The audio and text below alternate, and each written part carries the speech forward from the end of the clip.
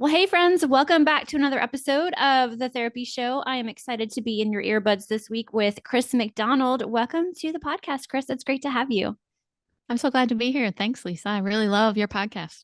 Oh, well, thanks. Thank you. I love yours too. I'm learning a lot about Oh, great. the holistic world of counseling. And I just want to let people listening know that you can actually watch this episode over on YouTube. This is going to Woohoo. be, I know, like you're my first YouTube video guest. So I'm excited. I'll make sure my hair's all right. Yeah, like I know. I don't even think I haven't washed my hair. It's just a lot of dry shampoo today, you guys. So be kind. Be It's kind. okay. It's okay. Well, Chris, for those of you who do not know Chris, can you share a little bit with our Sure. listeners, like who you are and what you do, and tell us about your podcast? Yeah. So I'm a holistic therapist and I own a virtual group practice, everything online. So I still have to remember to say that because I used to do both. I Mm. was more hybrid after the pandemic started to die down some, but gone virtual. And I treat young adults with anxiety, depression, trauma, and grief. And with my holistic practice, I integrate yoga, mindfulness, meditation, breath work, and brain spotting into my sessions. So I look at the more integrated approach. And I'm host of the Holistic Counseling Podcast, which I'm so excited about. So I'm coming up on my 100th episode. So I have a lot out there. I started that in April 2021 because I am all holistic personally and professionally. So it is who I am to the core. So I really wanted to share this with other therapists and help therapists to build confidence with using holistic strategies and practice and help deepen their knowledge of holistic modalities. That's awesome. I love that you are holistic. I think that's something that we talk about as therapists that we want to incorporate into our practices, or we want to incorporate into our own lives. But it's kind of like, what does that really mean? Like, what does that look like? Yeah, a lot of different ways. And the interesting part, Lisa, is people do it differently. So through my journey, I've met tons and tons of different kinds of listeners that some, they're holistic and they might treat the whole person, but not integrate some of the strategies that I do. So they just may come from that perspective just to and maybe they'll talk to clients about incorporating exercise, for example, to help with depression. That could be a holistic, more physical realm. But for me, I integrate the whole body, mind, spirit. So, body may be through some trauma informed yoga, some breath and movement, incorporating breath work, I think is key to treating anxiety. And of course, going back to traditional therapy with cognitive strategies, I use, we still have to build rapport regardless of what kind of therapy you're using and spirit. So I also integrate spiritual practices if that's where they want to go. I'm not afraid to talk to clients about angels or spirit guides, wherever they want to go with therapy. So that's part of my intake form too, if they're comfortable sharing, if they want to talk about it. And if they don't, I just don't integrate it. So it's not putting my values on them. It's wherever they want to go. Right. Okay. And so take us back to when you decided to incorporate holistic practices into your life or into your practice. Like, was there a shift for you at some point? It's kind of a gradual shift. It wasn't like one day I woke up and I'm holistic now. Right. No, so I was a school counselor. So just rewinding for a second. So we quote unquote couldn't do therapy in schools, even though technically I think we were. But so I was doing more traditional brief solutions, quick therapy, get them in and out and hope for the best. But then I realized that, you know what, just using CBT and regular cognitive strategies wasn't enough. And I don't know if I was really helping some of these clients. So I started with breath work and started to integrate it into my personal life too, because I've always had anxiety. So that helped me. But then I realized, you know what, some people that's not enough. Sometimes breath work is not enough. So let's see about movement and started to use that with clients and then gradually incorporated it into my personal and professional practice with amazing results. And it really can bring therapy to a whole other level as far as effectiveness and positive outcomes. Wow. Okay. That's really cool. And Yeah. how did you decide to start your podcast? Like what spurred you to do that? I just had that calling of wanting to help therapists because I wrote a book years ago called Self-Care for the Counselor in 2017. It was a holistic guide. And because for me, I've always been able to get my self-care practices, especially the past 10 years or so, really, I make that a priority. And as I talk to other therapists, I realize it's not so easy for most people. And I was like, oh, okay. So maybe I could put this out there, put it together in a book and reach more therapists. And at that point, I was starting to have more workshops and really networking with other therapists to get the word out there and let them know I'm a resource. And so that's been an amazing journey. So I really wanted to incorporate that. And I realized that not everybody's as comfortable sharing holistic things. For me, it's like, again, easy. I just do. It's just who I am personally and professionally. So, but it's really difficult for a lot of therapists to integrate and to feel confident. And that's what a lot of my listeners are looking for, building that confidence with using holistic practices. That's cool. Yeah, because we were chatting before we hit record about, Yeah. when you go on these Facebook groups for therapists, and you see these questions from other therapists about For wanting sure. to incorporate yoga or some type of holistic practice into their client work and practice, and they're unsure, they're worried, they're nervous, they're fearful that they might do something Oh, wrong. absolutely. So tell us about, give us some tips on getting started with holistic work in your practice. What would you recommend to them?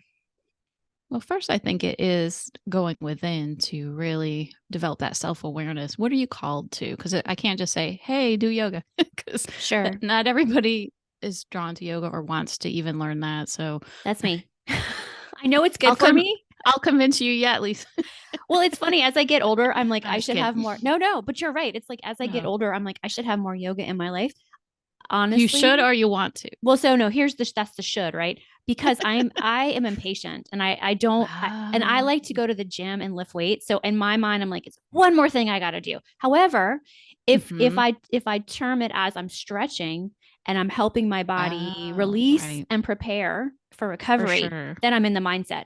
So that's my little aside, you guys. So I'm listening. I'm listening, Good Chris. reframe. Yeah, yeah, right. Give us all the tips. All right. So first of all, go within and decide if it's something Yes. that you are called to do. Okay, Yeah, for got it. sure. And just know that there's so many different modalities out there and ways to approach holistic counseling. It's not a one size fits all by any stretch of imagination. You don't have to do all that I do. You can pick one thing. I've used essential oils more in person such. It's harder virtual because they have to have the oils at home. Right. But in person I would. And sometimes that could be just, you know what? I think this one scent I have, this blend here, I think this could be interesting for you, and have them put that under their nose and smell, or put on their hands and just breathe in a little bit. So there's all different ways that we can do that. And maybe it's something personally you enjoy, right? Mhm. Maybe you like to do meditation. That's a whole other realm, right? Teaching clients meditation. And that's all research based. There's so much research on meditation and yoga too, with the benefits. Okay, so you've got a website and you're ready to market your private practice to the world. However, when you look at the analytics, if you even have them, you can see that people just aren't showing up to the website. So you wonder, how can I get more clients if no one even knows I exist? And after doing a bit of research and talking to colleagues, you learn that SEO, also known as search engine optimization, is what you need to do in order to attract traffic to your website and create a steady flow of new clients in your business. So you start learning what you can about optimizing your website through YouTube, podcasts, and blog posts. And that's when the confusion really sets in, right? Which keywords should I use? Where exactly do I put them? What content do I need on my site? And how do I even write the stuff so Google finds it? And after some time, you've pieced some of this SEO stuff together, but you're not entirely sure whether you've done it right, missed a step, or even if you're on the right track. You're kind of just doing what everyone is suggesting, but you're not sure how it all fits together.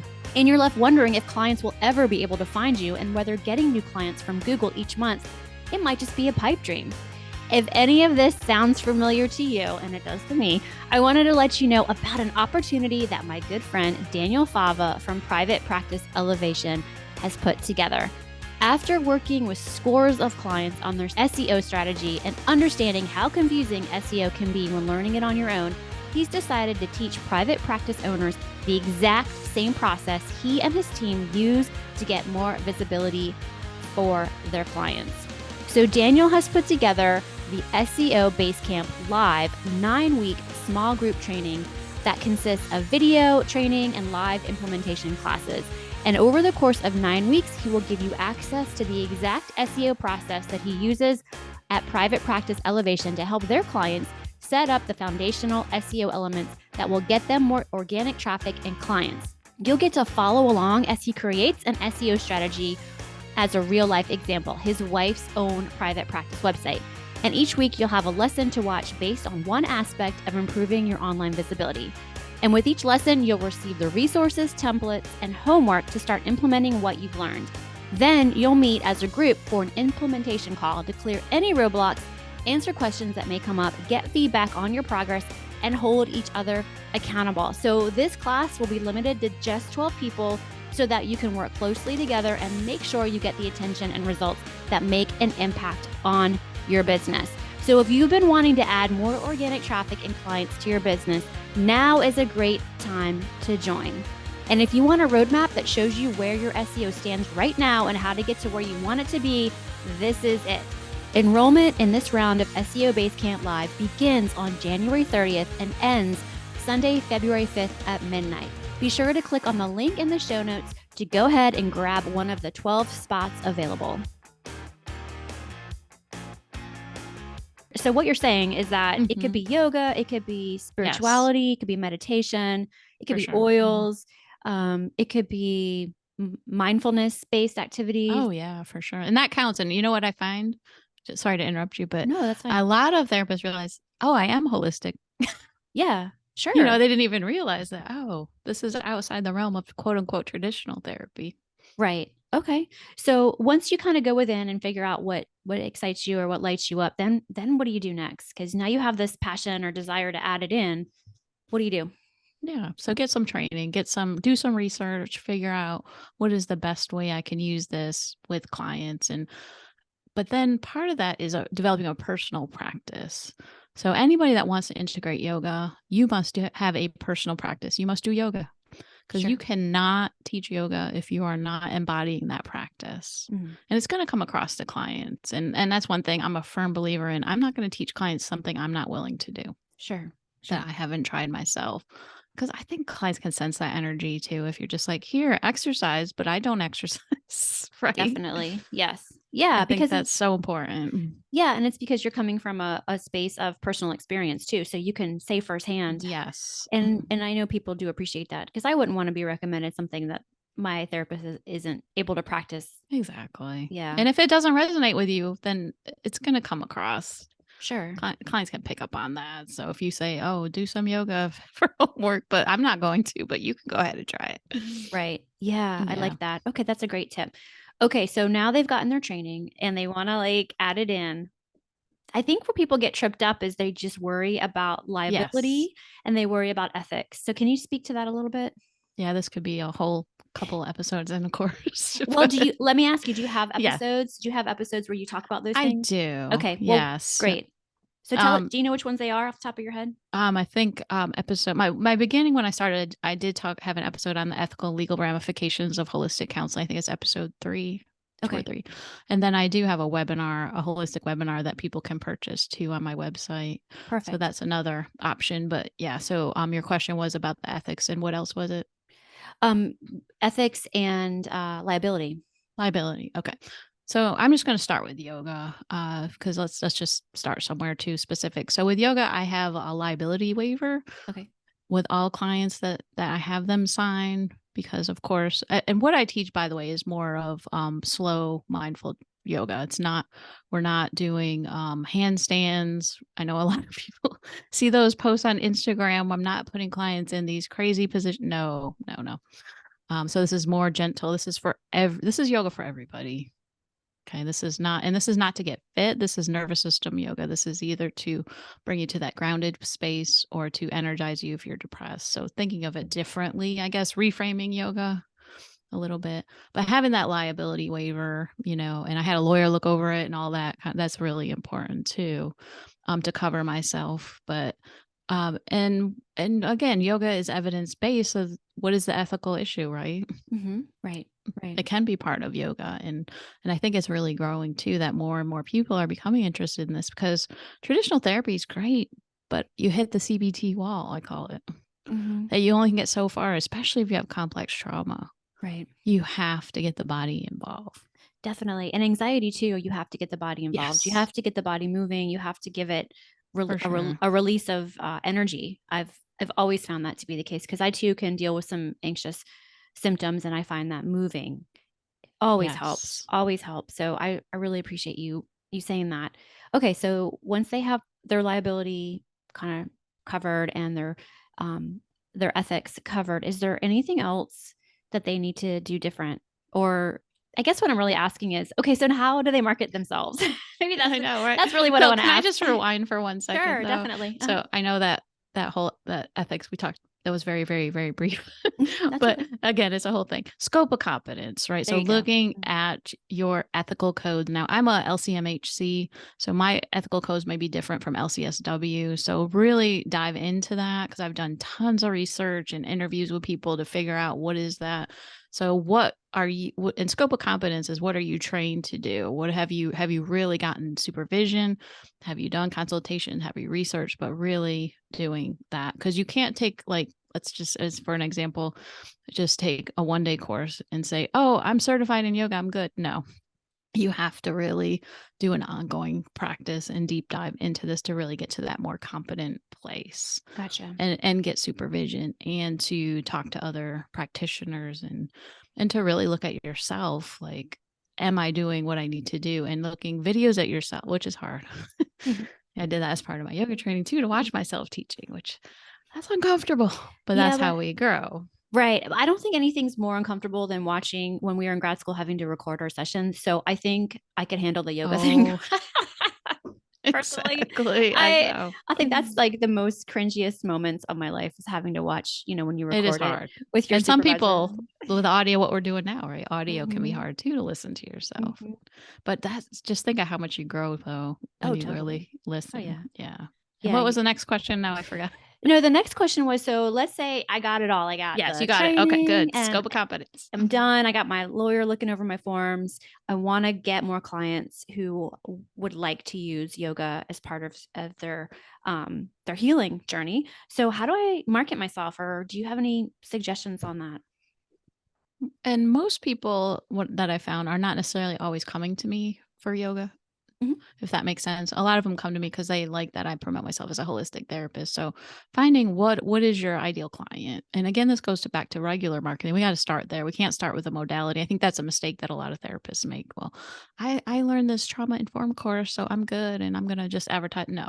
Who is it you're trying to reach? Who would benefit from this? Who would be open to trying this? But I will say something interesting about that is some clients don't know that I do that. And then once we get started, they're like, wow, so this has really opened up their eyes into healing and how they can help themselves. And to me, it's so empowering. But again, what are their pain points, right? Who is this person? Getting really, really detailed. What is the age group?